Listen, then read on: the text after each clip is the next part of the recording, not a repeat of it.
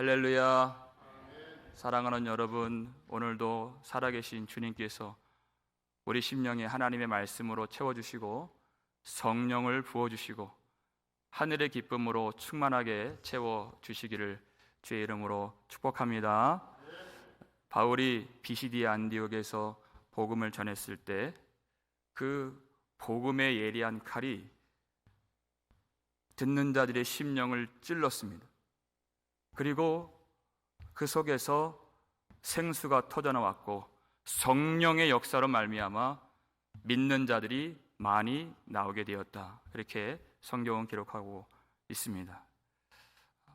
그때 바울이 그저 잘 되었다 마치지 않고 항상 하나님의 은혜 가운데 있으라, 이렇게 계속해서 그 원어를 보니까 반복적으로 권면해 주었다, 이렇게 성경이 기록되어 있습니다. 한 번 믿는 것으로 다 끝났다고 여기지 말고 끊임없이 우리가 주님 나라 갈 때까지 하나님의 은혜 안에 머물러 있는 복음 중심의 삶이 되어야 한다. 자기의 공로를 의지하지 않고 다시 율법의 의로 돌아가지 말고 예수를 힘입어 하나님의 은혜 가운데 머물러 있는 그 복음 중심의 삶, 그래야 우리가 마지막까지 주님의 은혜 가운데 승리할 수 있다는 것을 바울이 가르쳐 주었습니다. 항상 은혜 가운데 머물러 있으라. 그랬더니 이들이 그 다음 주 안식일에도 모였다고 그랬습니다. 그런데 그 회당에서 어떤 일이 벌어졌는가? 우리 오늘 본문 44절 함께 읽겠습니다. 그 다음 안식일에는 온 시민이 거의 다 하나님의 말씀을 듣고자 하여 모이니, 그랬어요. 항상 하나님의 은혜 가운데 있으라. 이 말은 항상 하나님의 말씀, 그 복음을 들어야 한다는 것이, 그리고 그 복음 중심의 삶이 되어야 한다는 것입니다. 그랬더니 다시 나왔어요. 그런데 그때 들은 사람들만 나온 것이 아닙니다. 온 시민이 거의 다 나오게 됐다 그랬어요. 여러분, 바울이 복음을 증거했을 때 성령의 역사가 나타났죠. 여러분, 성령의 역사는 우리가 교회 안에 모여서 예배를 드릴 때만 나타나는 성령의 역사가 아닙니다. 예배가 다 끝나고 이제 축도가 끝나고 교회 문을 나갈 때, 그때 우리가 성령의 은혜 가운데서 벗어나게 되는 것이 아닙니다. 우리 모든 삶 속에서 성령께서는 우리를 떠나지 아니하시고 그 삶을 주관해 주시고 우리의 생각 속에, 마음 가운데, 우리 걸음마다 성령께서 우리를 인도해 주신다는 것입니다. 그러니까 말씀을 들을 때 역사해 주셨던 성령님께서 그들의 일주일의 삶 가운데에서도 역사해 주신 것이, 그들이 복음을 믿었다는 것은 그들이 새 생명을 얻게 되었다는 것입니다. 예수 그리스도로 말미암아, 예수 그리스도의 은혜로 말미암아 죄사함 받고 의롭다 하심을 받았기 때문에 이제는 내가 힘쓰고 애써서 얻는 구원이 아니라 말할 수 없는 하나님의 은혜가 우리 속에 밀려와서 그 감격과 자유함으로 말미암아 복음을 전하는 그런 삶이 되었다는 것이, 그러니까 그 일주일 전에 들었던 사람보다 훨씬 더 많이 이 회당 예배에 채워지게 되었다는 것입니다. 그 복음의 감격 가운데 복음을 증거하는, 말씀을 들을 때만 역사하시는 하나님이 아니라 삶 속에서 복음을 증거케 하시고 우리 마음을 하나님의 은혜로 채워주시고 성령으로 붙잡아 주셔서 그 전과 전혀 다른 삶으로 이들이 변화가 되었다는 것입니다. 온 시민이 다 나왔어요. 여러분, 이방인이나 유대인이나 할 것 없이 물이 바다를 덮은 같이 수많은 영혼들이 이 예배 처소에 모여서 그 말씀을 듣고자 하는 그 모습을 볼 때 얼마나 마음이 기쁘고 얼마나 놀라운 그 광경이 되겠습니까? 그런데 그때에도 시험이 있고 그때에도 위기가 찾아온다는 것입니다. 45절 말씀이죠. 읽겠습니다. 유대인들이 그 무리를 보고 시기가 가득하여 바울이 말한 것을 반박하고 비방하거늘, 이렇게 되어 있어요. 다 된 것이 아닙니다. 그때 더 극심한 반대와 반박이 일어나고 비방하는 일들이 그 해당 예배 가운데 일어나게 되었다는 것입니다. 여러분, 성령으로 거듭난다 하는 것은 무엇입니까? 에스겔 36장 26절을 보니까요, 새 영을 너희 속에 두고 새 마음을 너희에게 주되 그랬어요. 너희 육신에서 굳은 마음을 제거하고 부드러운 마음을 줄 것이며 그랬어요. 새 마음, 굳은 마음, 부드러운 마음. 여러분, 이 한 절에서 마음이 3번 등장합니다. 성령으로 중생했다 하는 것은 마음의 변화가 일어난다는 것입니다. 여러분, 부드러운 마음 그랬습니다. 이것이 새 언약의 축복이죠. 어떤 마음과 반대가 되는 것입니까? 이스라엘 백성들이 가졌던 완악한 마음, 완강한 마음, 굳은 마음, 그리고 강팍한 마음, 이것과 반대되는 것이 부드러운 마음이에요. 그럼 여러분, 이 완악한 마음을 가졌을 때는 사람이 어떻게 되죠? 사람들이 완악한 마음을 가질 때는 죄를 짓고 부드러운 마음을 가질 때는 죄를 짓지 않나요? 그런 차원이 아닙니다. 완악한 마음이라고 하는 것은 죄를 짓게 만드는 마음이 아니라 더 구체적으로 죄를 깨닫지 못하게 하는 마음인 것입니다. 중생하고 나서도 죄가 있죠. 그런데 죄를 깨닫지 못하게 하는 마음이라는 것입니다. 그것이 이스라엘 백성들이 실패였다는 것입니다. 사도 바울의 그 설교 앞부분 보면은 이스라엘 백성들이 실패하고 불신앙하고 죄를 못 깨달았다는 것입니다. 사울과 다윗의 근본적인 결정적인 차이가 무엇이냐? 그 죄의 크기가 달랐다는 것이 아닙니다. 사울은 죄를 깨닫지 못하고 다윗은 죄를 깨닫고 상한 심령으로 회개할 수 있었다. 그것이 주님이 주신 마음이라는 것입니다. 그것이 완악한 마음인 것입니다. 여러분, 이 완악한 마음을 갖고 있는 유대인들이 시기가 가득했다는 것입니다.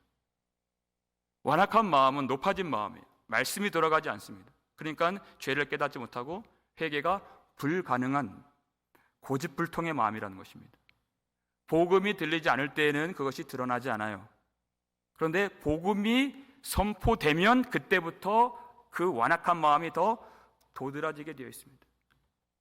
그러니까 이들이 시기가 가득 일어나게 되었다는 것입니다.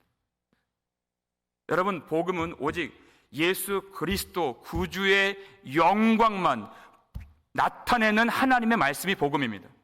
그 속에 이 사람의 영광이 들어갈 수가 없는, 오직 예수의 영광만 드러내는 복음이에요. 그런데 시기가 가득했다. 이 시기라고 하는 이 헬라어 단어는 헬라어로 젤로스라고 하는 단어예요. 영어 단어에도 젤러스라고 하는 단어가 있죠. 거기서 나온 것이 질투하다는 뜻입니다. 영광을 두고 예수님과 나 자신이 경쟁을 벌이고 질투의 불꽃이 부글부글 일어난다는 것이, 끓어오르다는 뜻도 있어요. 그 속에. 그래서 열정이라는 뜻도 있죠. 그것이 젤로스예요. 그 영광을 내가 빼앗기지 않고자 부글부글 끓어오르는 것이, 여러분 혹시 복음을 듣는데 내 속에서 끓어오르는 것이 있다? 자아가 살아있는 것입니다. 그것이 젤로스예요. 시기가 가득하다는 것입니다. 그러니까 이 믿지 않는 마음이 완악한 유대인들이 그 복음을 반박하는 것이에요. 바울이 말한 것을 반박했다는 것입니다. 그 복음을 대적하고 예수를 대적하는 것입니다. 바울의 복음의 초점과 중심은 예수 그리스도입니다. 그런데 그 예수 그리스도가 바울이 말한 대로 의로우신 하나님의 아들이 아니라는 것입니다. 믿음은 무엇이라고 했죠? 우리가 일주일 내내 예수께서 하나님의 아들이심을 믿는 것이. 근데 이들은 그것을 반박하는 것입니다. 그저 십자가에서 죽임당한 하나님의 저주를 받은 자일 뿐이다, 이렇게 반박하는 것이.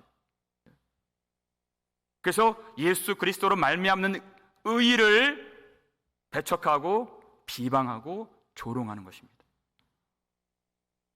예수님 십자가에서 죽임당하셨을 때에도 멸시를 받으셨는데 복음 증거 현장에서도 또 비방을 당하시고 조롱을 받으시고 모욕을 당하세요. 그러니까 사도들이 참을 수가 없는 것이죠. 그들이 입을 열어서 이렇게 말을 합니다. 46절 말씀 읽겠습니다.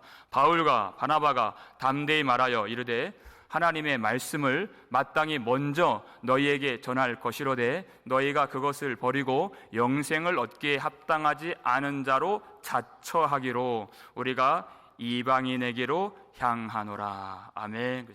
먼저 그들이 담대히 말했다는 것입니다. 그들이 반박하고 비방하는 그 말에 굴하지 않고 주눅 들지 아니하고 낙담하지 아니하고 더 담대하게 예수 그리스도께서 지금 비방을 당하시기 때문에 그들이 말을 해요. 왜 그렇습니까? 그들은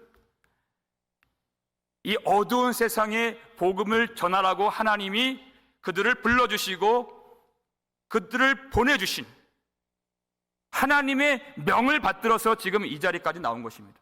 그것은 하나님이 그들과 함께 하신다는 것이에요.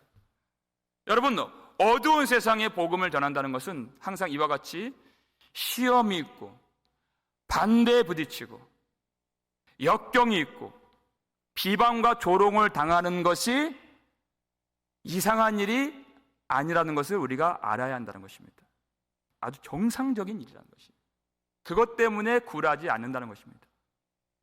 왜냐하면 그 세상의 비방보다 공격보다 나와 함께 하시는 성령님의 위로가 훨씬 크다는 것을 그들이 날마다 경험하고 있기 때문입니다. 사도 바울이 그가 감옥에 갇힌 순간에서도 그가 이렇게 증언하고 있습니다.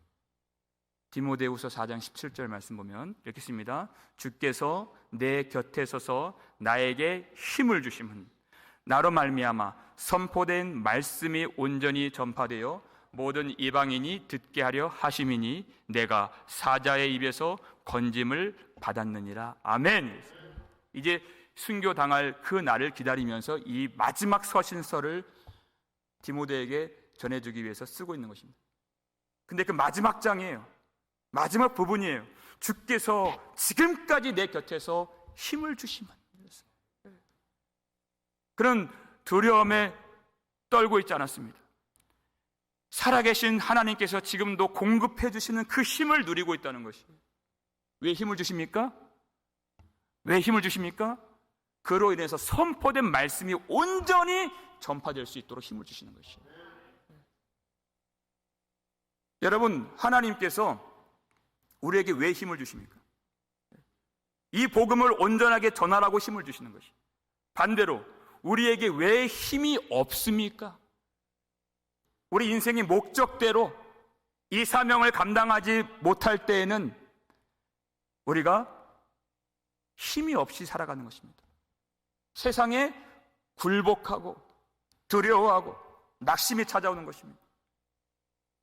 여러분, 이 사명을 우리가 다시 회복한다면 하나님이 믿음의 담대함과 성령의 위로해 주심과 살아계신 하나님의 새 힘을 날마다 공급해 주실 줄 믿으시길 바랍니다. 마음이 눌릴 때가 있죠. 근심이 올 때가 있죠. 여러분, 복음 한번 전해 보십시오. 다른 약이 없습니다. 저는 개인적으로 한국에서 자주 머리가 아팠어요. 듣는 약이 없습니다. 어떤 약을 먹어도 해소가 안 돼요. 그런데 제가 미국에서 고침받았어요. 복음을 전하는 것입니다. 그랬더니 하나님께서 우리에게 힘을 주시고 치료의 은혜를 주시고 저 자신을 위해서가 아니에요. 이 선포된 말씀이 온전히 전파되어서 듣는 자들로 하여금 영생을 얻을 수 있도록 하나님이 그런 치유의 은혜, 회복의 은혜, 우리가 우리 인생의 목적 안으로 들어오면 하나님이 이 모든 은혜를 우리에게 주실 줄 믿으시기 바랍니다. 바울과 바나바가 담대히 말씀을 전했던 그 내용이 무엇입니까? 먼저 이 복음을 하나님이 이스라엘 백성들에게 전해주기를 원하셨다는 것입니다. 이스라엘 백성들을 하나님이 귀하게 여기셔서 제사장 나라로 삼아주셨는데 먼저 그들에게 주신 약속의 성취가 이스라엘에서 나신 예수 그리스도로 말미암는다는 것을 먼저 그들에게, 약속을 먼저 받은 자들에게 전해주기를 원하셨다는 것입니다. 그런데 그들은 이 생명의 복음을 버렸다 그랬어요. 이 말씀을 버렸습니다. 그리고 46절 뭐라고 말씀합니까? 너희가 그것을 버리고, 그래요, 영생을 얻기에 합당하지 않은 자로 자처하기로, 이렇게 되어 있어요. 그들이 자처했다 그랬어요. 영생을 얻기에 합당하지 않은 자로 자처했다. 여러분, 이때 자처하다라고 하는 이 단어는 판단하다는 뜻입니다. 생명의 복음이 왔을 때 그들은 판단하는 자들이 되었다는 것입니다. 자기 스스로 그것을 온전히 받아들이지 아니하고 판단한다는 것은 내가 더 위에 있다는 것입니다. 그들은 복음의 영광이 아닌 그 복음을 짓밟고 자기 영광에 사로잡혀 있었다는 것입니다. 그러니까 그들은 복음이 가져다 주는 구원의 복과 영생을 전혀 누릴 수가 없는 것입니다. 자기의 영광밖에 볼 수가 없었기 때문입니다. 여러분, 우리가 복음을 받는다는 것은 자기 생명보다 복음을 사랑한다는 것입니다. 자기의 어떤 빚보다, 어떤 자랑보다 복음을 더 사랑하는 것이, 그저 복음에 관심이 있다, 복음을 좋아한다, 이런 차원으로는 믿는 것이 아닙니다. 우리 구주 예수님이 나의 생명보다 귀하신 분으로 여겨지는 것, 곧 나를 미워하기까지 하고 주님만을 사랑하는 것입니다. 이것이 믿음이에요. 그런데 이들은 그런 믿음에 들어가지 않았습니다. 자기가 판단했습니다. 전혀 복음의 영광을 볼 수가 없었습니다. 그런데 여러분, 우리가 이 복음을 증거할 때 이 사명에 어떤 가로막힘이 있을 때 낙심하지 말아야 할 이유가 무엇입니까? 유대인들이 복음을 받지 않았더니 바울과 바나바가 뭐라고 얘기해요? 우리가 이방인에게로 향하노라, 이렇게 얘기하는 거죠. 그들은 복음을 받지 않을지 몰라도 하나님의 뜻은 누구도 막을 수 없다는 것입니다. 하나님의 뜻은 지금도 역사하고 있다는 것입니다. 그들이 이러한 믿음을 갖게 된 그 뿌리가 무엇일까? 47절 말씀 볼까요? 이것은 다 유대인들이 알고 있는 말씀이에요. 읽겠습니다. 주께서 이같이 우리에게 명하시되 내가 너를 이방의 빛으로 삼아 너로 땅 끝까지 구원하게 하리라 하셨느니라 하니, 이미 구약의 말씀을 통해서 하나님의 말씀이, 하나님의 약속이 너로 땅 끝까지 구원하게 하리라. 내가 너를 이방의 빛으로 삼아서 땅 끝까지 구원하게 하리라. 하나님의 뜻은, 하나님의 구원은 열방을 향하고 있고 세상을 향하고 있다는 것을 우리가 기억해야 되는 것입니다. 여기서 내가 너를 그랬어요. 그 너가 누구일까? 하나님의 종이 되시고 이스라엘에서 나신 자, 예수 그리스도를 말하는 것입니다. 예수 그리스도를 이방의 빛으로 삼아서 세상의 빛으로 예수님을 보내셔서 땅끝까지 구원하시는 거예요. 세상을 이처럼 사랑하시는 하나님의 뜻이 온 땅끝까지 미치는 것을 우리가 아는 것입니다. 그것이 교회예요.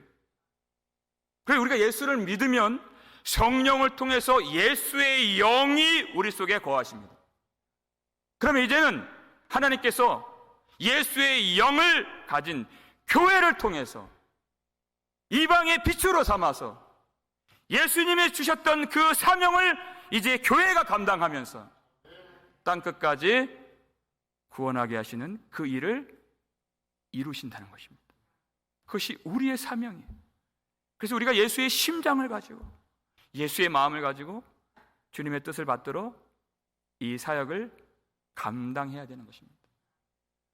우리의 목적이 그 열방을 향하신 주님, 세상을 구원하기를 기뻐하시는 하나님의 뜻 가운데 있어야 한다는 것입니다. 여러분, 우리가 하나님이 얼마나 크신 분이신가를 알아야 됩니다. 우리가 주의 영으로 충만하게 되면 그것을 알고, 주의 영으로부터 멀어지고 성령을 소멸하면 사람이, 믿음 있다고 하는 그 사람이 옹졸해져요. 하나님의 뜻을 모르게 된다는 것입니다. 오직 내 비전 이루기 위해서 하나님을 이용합니다. 내 인생, 아니면 내 가족, 아니면 지금 유대인들처럼 내 민족, 아니면 내 교회밖에 몰라요. 그것은 하나님의 뜻을 모르는 것입니다. 내 교회만 알고 교회들끼리 경쟁하는 것은 하나님이 기뻐하시는 일이 아닙니다. 그것도 나를 사랑하는 그 모양의 확장일 뿐이에요. 하나님의 뜻은 땅의 끝까지 하나님의 영광의 백성이 되는 것입니다. 우리가 그 뜻을 알고 복음을 들고 땅 끝까지 이르러서 부활하신 예수님의 증인이 되는 것, 그것이 우리가 받은 사명인 것입니다. 그 일이 방해가 오고 가로막힘이 오고 어떤 내 눈에 보이는 실패가 나타날 때, 여러분 절대 낙심하지 않길 바랍니다. 여러분, 그때에도 복음은 막히지 않습니다. 유대인들이 이 말씀을 버린다고 해도 복음은 하나님의 뜻 가운데에서 전진하고 땅끝까지 나아가는 복음이에요.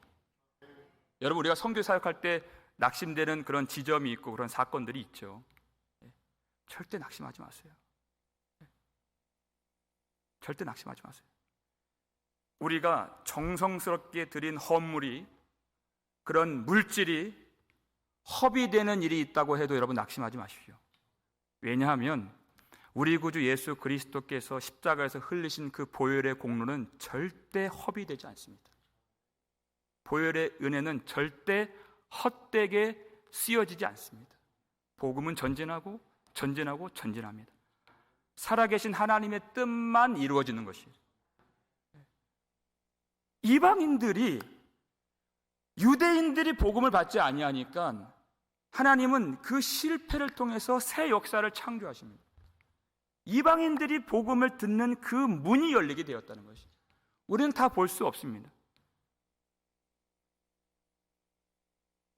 우리는 다만 그 명령받은 자로서, 사명받은 자로서 그 일에 우리가 묶이지 아니하고, 그 실패라고 생각되는 자리에서 절망하지 아니하고 묵묵히 오늘도 그 사명을 감당해 나아가야 할 이유가 바로 여기에 있는 것입니다. 하나님 지금도 일하십니다. 이 말씀을 들었더니 어떤 반응이 일어나게 되었습니까? 48절 말씀 볼까요? 읽겠습니다. 이방인들이 듣고 기뻐하여 하나님의 말씀을 찬송하며 영생을 주시기로 작정된 자는 다 믿더라. 아멘. 이방인들이 듣고 기뻐하여 그랬어요. 자, 유대인들은, 믿음이 없는 완악한 유대인들은 시기가 가득하여 반박하고 비방하고는 그랬어요. 그런데 이방인들은 듣고 기뻐하여. 여러분, 에베소서 2장 보면 이방인들이 어떤 처지에 있었습니까? 우리가 다 그 처지에 있었잖아요. 허물과 죄로 너희가 죽었도다 그랬어요. 하나님의 구원에서 가장 멀리 있는 사람들, 이방인, 바로 우리였습니다. 그들은 약속의 외인이요 그랬어요. 하나님 말씀의 약속에 밖에 있는 사람들이었습니다. 세상에서는 소망이 없는 자들이요, 하나님이 없는 자들이었다 그랬어요. 하나님이 없는 자들이었어요. 구원을 받을 수 없는 자들이었습니다. 그런데 그들이 들은 이 복음에는 구원의 길이 있었습니다. 내 스스로는 하나님께 나아갈 길이 없고, 나를 바라보면 너무나도 절망스럽고 약속도 모르고 능력도 없고 지혜도 없지만 혈통도 없고 할례도 없고 아무것도 갖춘 것이 없지만은 이 복음 속에 내가 아닌 하나님이 보내신 예수 그리스도의 보혈의 공로와 구주의 은혜를 통하여 우리가 죄 사함을 받고 의롭다 하심을 받을 수 있다고 하는 그 복음이 그야말로 복음이 되는 것이에요. 예수님과 영광을 다툴 필요가 없는 것입니다. 예수님과 경쟁할 필요가 없는 것입니다. 예수님의 보혈의 공로, 전적으로 의지할 수 있는 그 가난한 마음이 되니까, 그 이방인의 마음이 되니까 이 복음이 그렇게 사랑스러울 수가 없는 것입니다. 그들은 마음이 낮아져 있었습니다. 복음을 판단하지 않습니다. 그들이 복음 아래에 있었습니다. 그러니까 이 복음보다 더 귀한 것이 없는 이 보배로운 복음, 영광스러운 이 복음을 그대로 있는 그대로 받아들였다는 것이, 그것이 믿음입니다. 그렇게 기쁠 수가 없는 것이, 복음을 듣고 질투가 일어나고 시기가 가득하고 불평이 일어나는 사람이 있는가 하면 이 복음을 듣고 기뻐하고 그 복음을 영접하고 감격하고 찬송하는 자들이 있다는 것이. 그래서 바울과 바나바는 하나님께서 구원하시기로 작정된 영혼은 다 믿는 것을 보았기 때문에 어디에서든 담대하게 기쁨으로 낙심하지 아니하고 복음을 증거할 수 있는 것입니다. 이것은 하나님의 일이라는 것이에요. 자기의 능력에 달린 것이 아닙니다. 하나님이 구원하시기로 작정된 영혼이 있기 때문에. 여러분, 우리가 왜 복음을 전해야 됩니까? 너희는 가서 그랬어요. 마태복음 마지막 28장 마지막 부분 보니까 모든 민족으로 제자를 삼아 그랬어요. 어떤 특정한 장소가 아니에요. 모든 족속, 모든 민족, 모든 열방, 모든 나라, 하나님이 거기에 계신다는 것입니다. 그리고 거기에 계신 하나님이 구원하시기로 작정된 영혼들이 거기에 있다는 것입니다. 우리가 그 말씀에 순종하고 복음을 들고 어디든지 나아간다면 무소부재하신 하나님, 어느 곳에나 함께 하시는 하나님을 경험할 수 있다는 것입니다. 볼지어다 내가 세상 끝날까지 너희와 항상 함께 있으리라 말씀하셨어요. 그래서 우리가 복음을 증거하는 것입니다. 항상 하나님의 은혜 가운데 있으라. 어떻게 하나님의 은혜 가운데 우리가 머물러 있습니까? 복음을 전하면 그것이 가능해진다는 것입니다. 하나님이 함께 해주신다는 것입니다. 이 복음을 전할 때, 복음은 복음 자체의 능력이 있어서 복음이 역사하고 복음이 일하고 복음이 변화시키고 복음이 하나님의 뜻을 이루는 것입니다. 우리가 지혜 있게 설득력 있는 말로 잘 전하면 되는 것이 아닙니다. 복음이 역사하는 것이. 그러니까 49절 보니까요, 주의 말씀이 주어예요. 주의 말씀이 주체예요. 주의 말씀이 그 지방에 두루 퍼지니라 그랬어요. 사람의 능력으로 되는 것이 아닙니다. 우리가 들을 때에도 성령의 역사하심으로 복음을 깨닫게 된 것처럼 우리가 그저 도구가 되어서 복음을 순종하여 전할 때 그 주의 말씀이 그 지방에 더 퍼지게 돼요. 그 말씀의 검이 그 심령을 찔러 쪼개는 역사가 나타나고 그 속에 생수의 강이 넘쳐 흐르게 하시는 그 일을 복음이 하신다는 것입니다. 우리 구주 예수 그리스도께서 그 일을 이루어 주신다는 것입니다. 복음은 그 자체의 생명력이 있습니다. 복음은 그 자체의 능력이 있어요. 퍼지게 하는 능력이 있다는 것이. 누가복음 13장 21절을 볼까요? 읽겠습니다. 마치 여자가 가루 서 말 속에 갖다 넣어 전부 부풀게 한 누룩과 같으니라 하셨더라. 아멘. 그랬어요. 자, 어떤 때는요, 많은 순간에 누룩을 죄로 상정하고 비유하는 그런 성경 구절이 많이 있죠. 근데 여기서는 복음을, 하나님의 나라의 그 씨앗을 누룩과 같으니라 이렇게 말씀하셨어요. 이런 복음은 누룩과 같습니다. 그런데 왜 죄도 누룩이요? 왜 복음도 누룩이라 이렇게 하셨는가? 이것은 우리에게 질문을 던져주시는 것입니다. 과연 우리는 무엇을 뿌리는 자로 살고 있는가에 대한 질문인 것입니다. 우리가 죄악 가운데 지배를 받으면 우리가 지나는 길에 그 죄악이 뿌려지는 것이에요. 여러분, 우리를 만나는 사람 마음속에 우리는 무엇을 심어주는 사람으로 살고 있습니까? 우리하고 2시간, 3시간 대화를 했어요. 근데 이제 각자 집으로 돌아갔을 때 우리가 만난 그 사람 심령 속에는 무엇이 심겨져 있습니까? 우리 속에 하나님 나라가 임하여진 성령께서 주장해 주시는 하나님의 백성이라면 그 속에 반드시 하나님의 나라의 씨앗이 심겨질 수밖에 없다는 것입니다. 복음은 그 자체로 역사하는 능력이 있습니다. 근데 우리를 만났는데 그 사람 속에 불평의 씨앗이 남았어요. 원망의 씨앗이 남았어요. 우리를 만나니까 또 두려움의 씨앗이 남았어요. 그러면 우리의 소속은, 우리의 정체성은 과연 어디에 있는 것인가를 우리가 살펴봐야 하는 것입니다. 절대 그래서는 안 된다는 것이에요. 우리를 만난 사람들이, 우리가 양육하는 자녀들이, 교우들이 하나님의 나라의 씨앗을 받고 성령께서 주시는 기쁨을 그들도 누리고 하나님의 영광과 기쁨을, 그리고 감사와 찬양이 그들 속에도 흘러나올 수 있도록 우리가 지나는 길에, 우리가 만나는 사람에, 우리가 살아가는 터전에, 우리가 생활하는 모든 시간 속에서 그 역사가 나타나기를 주의 이름으로 축원합니다. 그렇게 우리를 도구로 삼아주시고 하나님의 종으로 우리를 삼아주신 것이에요. 온 성에 이 복음이 퍼질 수 있도록, 우리가 지혜가 없고 경험이 부족하고 상황이 녹록하지 않고 그것은 다 핑계에 지나지 않습니다. 이 복음은 성령의 능력과 나타나심으로 퍼지게 되는 복음입니다. 나를 믿지 말고 나의 잘 갖추어지지 않은 것을 여러분 한탄하지 마시고 성령님을 의지하시며 우리 사명 잘 감당하는 그런 쓰임받는 교회가 되기를 주의 이름으로 축원합니다. 이때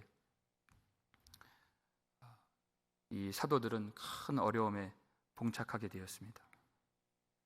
오늘 본문 말씀 50절 말씀 읽겠습니다. 이에 유대인들이 경건한 귀부인들과 그 신의 유력자들을 선동하여 바울과 바나바를 박해하게 하여 그 지역에서 쫓아내니, 그랬습니다. 유대인들이 힘 있는 사람들을 다 불러 모아서 이 사람들은 믿지 않는 시기가 가득한, 아직까지도 유대교에 젖어 사는 그런 사람들이겠죠. 그랬더니 바울과 바나바를 박해하는 것입니다. 여러분, 그들이 할 수 있는 것은 그저 이 사역을 방해하고 그들을 괴롭히고 또 그들을 쫓아내고 반박하고 비방하는 것, 그것밖에 없습니다. 그들의 마음속에서 흘러나오는 생수의 강을 그들이 막을 수가 없다는 것이에요. 사도들 속에 있는 성령과 기쁨이 충만한 것을 무슨 수로 막겠습니까?